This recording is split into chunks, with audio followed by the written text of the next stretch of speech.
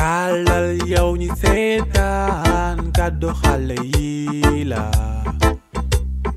tàppeel yow ñi seetaan. waaye séeri yow lii nga ma waxoon nga ne danga may invité reer ma foogoon rëstu nga ma yóbbu ndeke forox caay gi nga ma indi man du ma lekk forox caay de. yow soxna see tamit forox caay lu si nekk forox caay daa neex tam vitamine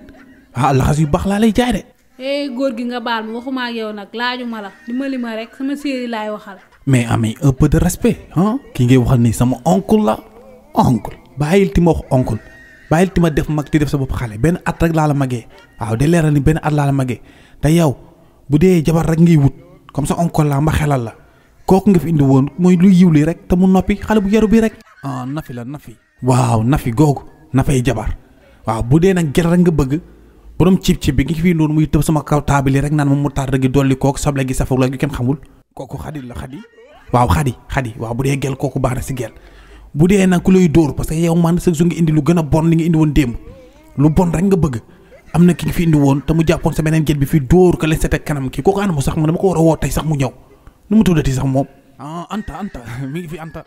voilà Anta boobu moo baax moom tey dafa waroon fekkee de te dafa waroon ñëw de waaw bu dee nag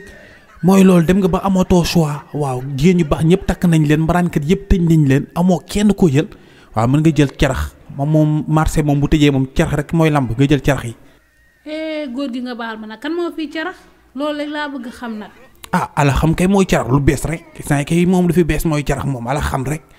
waaw. TikTok kàddu xale yi la YouTube kàddu xale yi la Instagram kàddu xale yi la page Facebook kàddu xale